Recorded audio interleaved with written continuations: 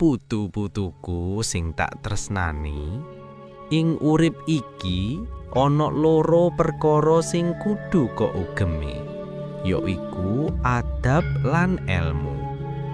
Adab iku tata krama lan sopan santun marang sapa wae.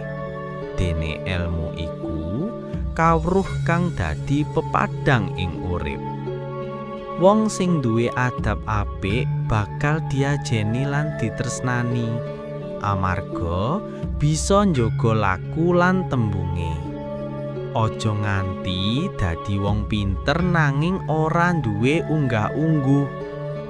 Ilmu uga penting banget.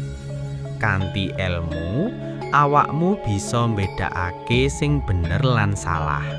Bisa nggayuh cita-cita lan bisa migunani tumrap wong liya. Nanging elinga, ilmu iku kudu diiringi adab. Sebab ilmu tanpa adab bisa nggawa marang kesombongan. Mula saka kuwi, tekunana sinau lan tansah ngajeni wong tuwa lan guru. Andhap asor, jujur lan sretip ngudi kawruh. Yen adab lan ilmu bisa mlaku bareng, uripmu bakal mulya lan kebak berkah.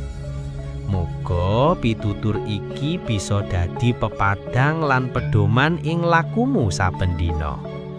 Wis, kaya mengkono pituture simbah, eling-elingen yo le nduk gawe sangu laku uripmu.